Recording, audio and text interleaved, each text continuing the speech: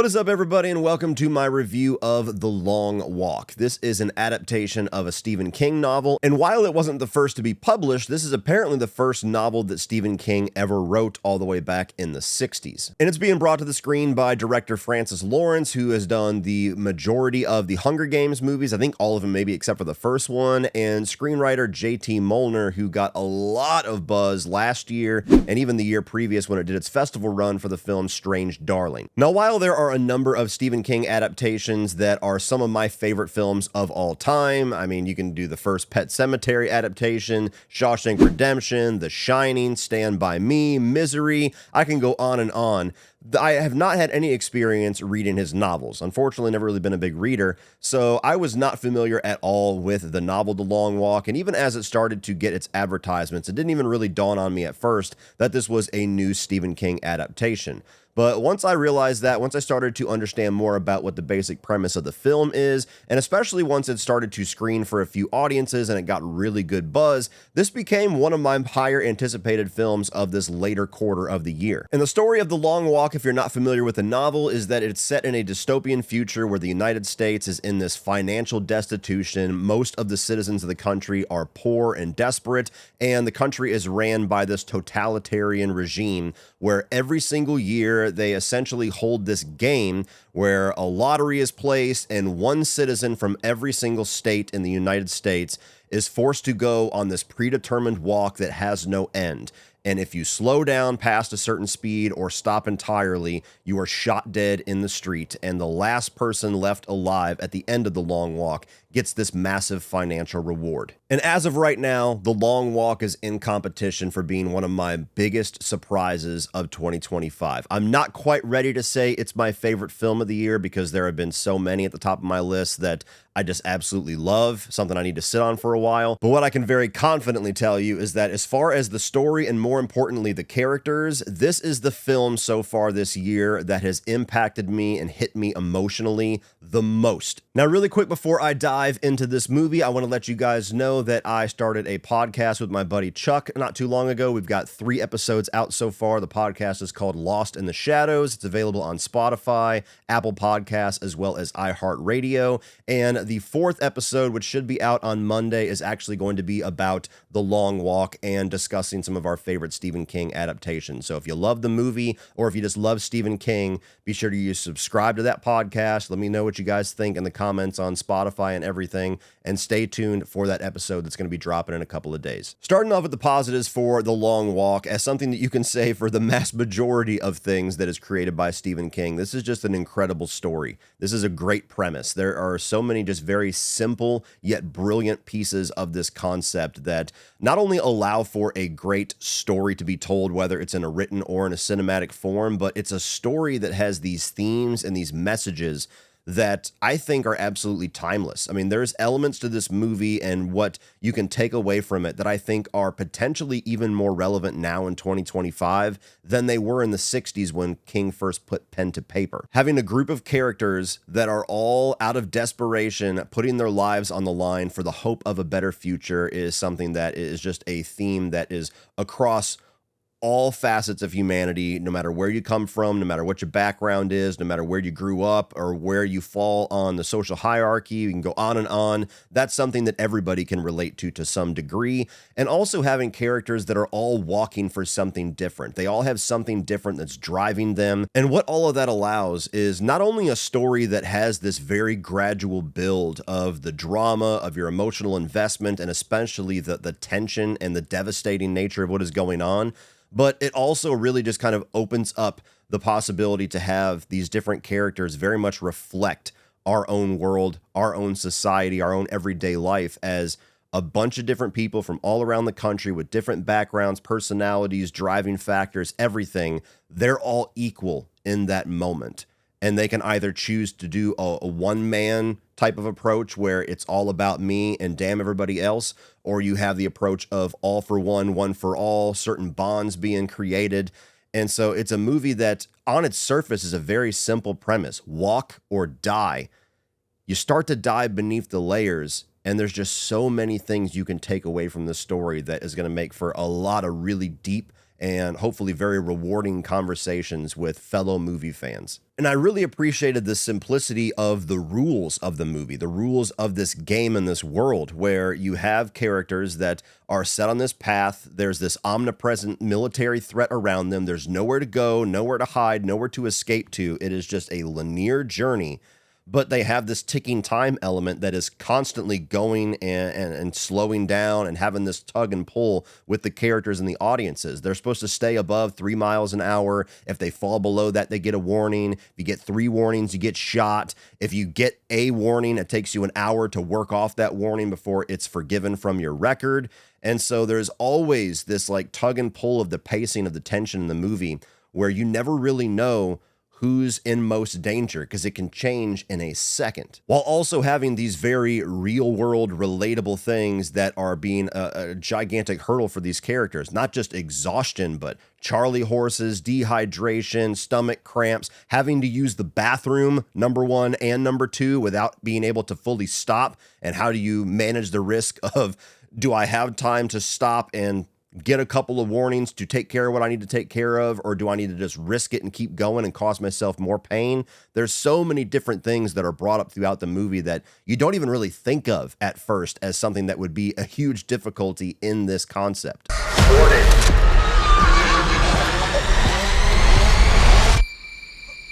Easily one of this movie's biggest strengths is its cast of characters, not just the actors who are portraying them, who I think do a fantastic job all across the board, but having all of these different types of characters, some of which even seem to be caricatures or Stephen King cliches like the over-the-top bully. They all, by the end of their place in this film, all end up being somebody that you get something from, somebody that you're invested in some way, somebody who ends up being multi-layered or has some kind of an arc. So there's not really any characters, aside from a few of the nameless cannon fodder ones that we're never introduced to, that feel like they're dispensable in the film. They all feel like they play a purpose in not just the story, but also what the movie's ultimate messages are. While having a very dark and bleak concept that is much more reminiscent of films that are the more horror-centric stories from Stephen King, at its heart, this is a movie that is much more reminiscent to me of the experience of watching things like Shawshank and Green Mile and Stand By Me, these more like human drama movies from Stephen King, because at its heart, The Long Walk is a movie about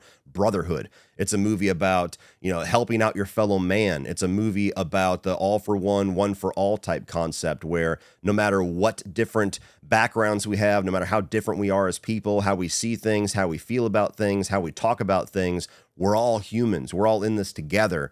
And that is really the driving force of this movie, is having all these characters that have no reason to root for each other. In fact, many reasons not to root for each other, finding ways to bond together, to push each other way past the point that they thought that they could be, to try to bring somebody further in this walk, even though it very much means a chance of them dying. And seeing a story like this where it's just about human beings caring for each other and rooting each other on and trying to create some kind of a bond to relate to each other in this very horrific scenario, it's something that hit me very hard. It's even to the point where, as an audience member, you start a movie like this, and no matter how big of a carnage whore you are, no matter how much you like movies where people are getting slashed to death, you start a movie like this and you automatically, in the first act, are choosing your favorite characters. You're starting to pick the ones that you hope make it further in the race. There's certain characters that are introduced that are not the likable characters at all, and you're automatically just kind of dispensing of them, like, whatever, I hope they die sooner than later. And you do get to a point in the story where things are so effectively grim and bleak, and the brutality of all the various kills that happen in this bring you to a point as an audience member, at least for me, where I no longer was in that state of mind where it's about the carnage candy or it's about, violence for entertainment. And you find yourself hoping for some kind of a way for all of these people to survive, where everybody can become the victor, for some kind of a plot twist where the rules can be bent or broken in this game. And the hard realization later on that they can't. As far as the actors portraying these characters, specifically, there's a couple of call-outs I wanted to make. So you have Cooper Hoffman here, who I have actually never seen his work before. He was in Licorice Pizza, which I didn't see. He's Philip Seymour Hoffman's son, so very huge shoes to fill when you know that. I didn't find that out till after the movie, but he's kind of your lead here in the character of Ray, somebody who is walking for very personal reasons, and you basically have a co-lead played by David Johnson, who a lot of us really enjoyed in Alien Romulus as the android brother to the main character. The bond and the brotherhood between these two characters is absolutely the beating heart of the film. They are the ones that you are ultimately most invested in. And you also have another number of characters like played by Ben Wang, who I just saw in Karate Kid Legends. This movie is infinitely a better portrayal of this kid's talents than Karate Kid Legends were, but he brings a lot to this, not only humor, but when the movie gets darker, brings a lot of some of the stronger dramatic elements there. Mark Hamill is as great as you can expect him to be as the Major, the guy who is driving the threat of this movie. He's not like an in-your-face villain, but his presence is all throughout the film. He's a voice that you hear. He's following these kids throughout the film. He introduces things. He's going to be there at the finish line. So I loved his character. Who's ready to fucking win? And one that I specifically wanted to shine some light on is Judy Greer. Now, I was not a fan whatsoever of her work in the 2 Halloween films. I thought she was massively miscast. I've enjoyed her in comedies and more lighthearted roles, but to me, that was not a good showcase of her dramatic work. And here, she is a character that does not have a large place in this movie. She basically is just in the opening and then has a very small moment, like 2/3 of the way through the film. She's the mother of Ray, one of the main characters. But her performance here is by a landslide the best thing that I have ever seen her do, to the point where the level of emotion and devastation that she portrays as an actress in the opening of this film completely sets the tone for The Long Walk in a way where I don't even know if the movie would be as effective without her setting the stage the way that she did. So for somebody that I've been highly critical of in the past, I definitely wanted to call her out as one of the best pieces, albeit a small one, of The Long Walk. I really like the way that this movie was shot. This is a type of film where the premise, you have to really be creative in the way that you're going to present it visually. Otherwise, it's just going to become 90 minutes, 2 hours of various shots of people walking and dialogue, which at its heart is what this movie is. But there was no point where visually I was getting bored or fatigued with the concept of the film. It never became a slog for me because they were always finding unique ways to present these characters, even moments where like it looks up and it just shows their footprints and their shadows, the way that you have different lighting choices throughout the film as it goes from day to night, different weather, and even just the way that they choose to show very graphically certain moments of violence in the film to get the intended impact from you, while others are more obscured or blurred in the background. There's certain characters that they don't want you to see up front the level of brutality that is happening. And I think that they really did a good job at choosing which moments to hit you with that and which moments to just kind of let a lot of it be in your mind. And most of that actually kind of correlates with the characters themselves, where early on in the film, they're still kind of getting used to everything and they feel more comfortable or at least more curious watching some of these moments of devastation happen, where the more they get attached to each other, the more they have the desire to not see and just hear the gunshot and know that that person is gone. And another part of this film's creative side that I thought was a brilliant choice is apparently they filmed this in sequential order. Most times when you do a film, it is anything but that. It depends on locations you're going to use and actors' availability and a million other factors where it's shot out of sequence. They put it back together in the editing room. But to accurately portray not only these characters and the state of mind and state of disarray that they end up in throughout the progression of the story, but also the bond of these actors, where the first couple of days on set, of course, they don't have this, natural bond with each other. Everything is fake. Everything is pretend. But as it went on throughout the production schedule, you imagine that these characters get a lot closer with each other because the actors in and of themselves are closer to each other. So I think that all the intended effect of the way that this long walk affects our characters, both physically, mentally, and emotionally, is portrayed very well with that choice to film the movie in that order and portray that in a more natural way. Giving some flowers to J.T. Molnar, the screenwriter here. I think he did a fantastic job at not only writing dialogue to craft some very great, deep, and layered characters that I was very much invested in and enjoyed being around, even in the darkest moments of their story. There is massive differences in this adaptation to the way that these characters and the story plays out in the book. And sometimes that's a huge risk. That's a dice roll that you're always going to take with an adaptation, is how do you pay respect to the original while making an experience that at least has some of its own identity, and maybe even having the balls to try to say, I want to make things better than it was when Stephen King initially came up with these ideas. And while I can't say for sure, because I have not read the book in its actual state, I did read the plot synopsis of the book. And I can tell you for my own taste, just with that amount of information, I think they do a much more meaningful job with the characters and what the story ultimately means in the movie adaptation. There's a little bit of ignorance that comes along with that. I totally own that. But I think he did a fantastic job, especially from a dialogue standpoint, a movie that's completely driven by dialogue, in creating a story and a group of people that just brings so many different things to your mind. There's so many different things that you can walk away talking about. There's not many movies that get that reaction from most of us, maybe sometimes even least of which me. And the last thing that I wanted to talk about here at the end is that, this is a movie that I said at the beginning of this review hit me on an emotional level more than any other film that I've seen so far in 2025.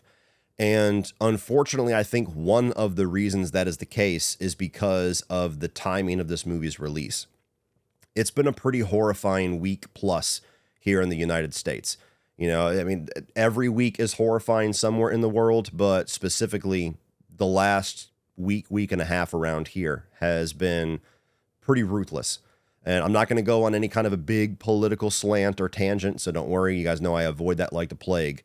But something that was very eye-opening and pretty depressing and even borderline terrifying to me is that with the types of things that have been happening around us in this country very recently, whether it's a mass shooting, which almost seems weekly at this point, whether it's somebody being brutally killed in a subway car for no apparent reason, or a political person being assassinated publicly. Even more brutal and terrifying than those events themselves, for me, was seeing the types of reactions that people have had to it. The dark side of social media, if you will, where something that on its surface I can only interpret as horrifying, to see that 100% across the board, that was not everybody else's reaction to things like this. And we have so many different people who range from either being completely indifferent to it all the way to the point of mockery and even celebration in one case. To me, that's terrifying. To me, that is more of a look at how far some of us have fallen as human beings. I mean, say what you will about who you respect, who you have empathy for. That's not really what I'm talking about. But the fact that you have something that was one of the most brutal images that I have seen in recent memory, that I honestly wish that I hadn't seen, to immediately see that shortly after, true story, by opening up TikTok and having somebody had recreated that into a parody joke using Fortnite. That's a very scary world that I now know that I live in, where people dying is so commonplace and is so dismissed by everybody that there's not just common indifference where it's just another day in the life in this world, but all the way to the point where something that brutal and that evil causes people to have a catalyst for humor and mockery, and even just using it as a chance to push whatever their beliefs are on either side. That's a fucked up world that I don't want to live in, and I do. And that's a world that I'm leaving my kids in. That's a world that I'm eventually going to have my grandkids in. And I can only hope that it gets better. But as far as the relation to this film, which is what I'm getting at here, there's a moment in this movie that was the most powerful moment to me. And I don't think you're going to see many people call this out because it's just a simple dialogue exchange. It's not one of the more overt, flashy moments of the film. It's not even one of the more dramatic moments of the film. But after I think the second or third person is shot in the story, you have the two main characters, Ray and Pete, have this dialogue exchange where Pete turns and he says, I really hope that starts to get easier, witnessing or at least knowing somebody was murdered behind them. And Ray's response is, that's actually my biggest fear. One character hoping that the world that they live in being so devastating and grim and filled with evil that they hope they get to a point where it no longer bothers them as much, and having another character's response be, me getting to that point where this stuff behind us becomes commonplace, where I'm numb to it, that's more terrifying to me than dying. That moment hit hard, and it's early on in the film. And while I certainly locked in for the rest of the story, that was the moment that really made me take a hard look at everything around me and go, yeah, that's what I fear the most too. So apologies if I got dark on you there for a moment. Apologies if those of you guys that just don't want any, even 1% of any kind of political talk in here. I try my best to still keep it kind of an open conversation. That is something that really made this movie and this story feel way too real. And I just hope we get to a point at some point in the future where stories like this feel less real. Moving on to the mixed, and this is something that I would absolutely say is heavily mixed positive, to the point where I debated not putting it here, but I don't know. It's one of those things that's kind of hard to categorize in a review like this. All I will say is that there's a moment in this film that is a very important moment for the story, that has a bit of a surreal, ambiguous, open to interpretation slant to it. And while me personally, it's still ultimately nets positive because my own interpretation of that moment is something that I like. I do think that it fits the story, it fits these characters, and it's overall satisfying. The stylistic approach to it, I think, comes a bit out of nowhere. For a film that's so steeped in reality and at no point gets surrealist or, gets into any kind of like a dreamlike quality in the way that they are telling the story here, I think for some people it might be a bit jarring and might leave them on a little bit of an odd note when that scene is over. So it's going to depend. When you see the movie, you'll know exactly what I'm talking about. But for me, I wish if that was the direction they were going to go for that very important moment in the story, that they would have had a few more moments earlier on in the story to more set up that stylistic choice. Moving on to the negatives, I really only have two things, and they're extremely small. It's almost to the point where I had to really think, like, is there anything in this movie that I had an issue with? And what I ultimately landed on is one, which is something that some people can accept as a criticism in a film. Others find it to be an unfair statement, but whatever. I don't know if this is going to be a rewatchable film for me. It's not to the level of devastation where I would never watch it again, but I do think it's such a deep and it's such a heavy movie that it's not going to be as rewatchable as some things like Stand By Me. That's just a piece of how I personally approach movie criticism. Movies that I adore and I love and I revisit constantly for the rest of my life, those are always going to be the films that end up in my favorites list. So films that are not quite on that level where I love the experience, but it's not something I necessarily want to revisit on a continuous basis, I just think it's worth bringing up at least. And the last thing that I'll say is that while it's a movie that's very much grounded in reality and goes for a very realistic approach to its concept, it doesn't get, heightened or otherworldly at all. I think that it does push believability at times with how far characters are able to go, and specifically how far some characters are able to go. So like one that they actually showed in the trailer, now that I've gone back and looked at it, is like there's one character that literally has a broken ankle at one point, and yet they keep going for quite a while.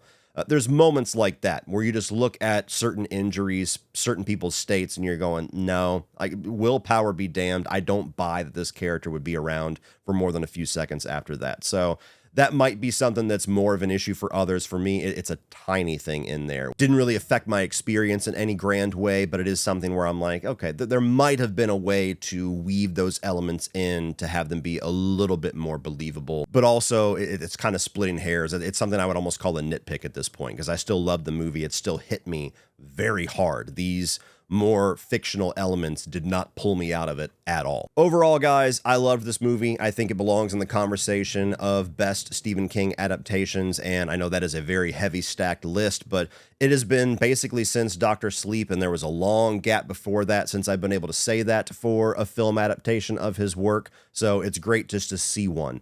And like I said, there's amazing characters. It's a very deep layered movie that I'm going to really enjoy discussing with people. And unfortunately, it does have a extreme relevance to the world we live in today, and that makes it all the more powerful. So definitely the movie that has hit me hardest. And will it end up being my favorite or runner-up or somewhere close to the top by the end of the year? It's got a strong chance, but we'll find out by the end of the year. But as of right now, it is way up there for me. Well, that's it for this one, guys. If you enjoyed that, please click over here for all of my 2025 new release reviews. I'm also going to put a ranking I did a while back on some of my favorite Stephen King horror adaptations, so please check that out if you're a King fan. Like, share, hit that subscribe button so you don't miss everything in the future.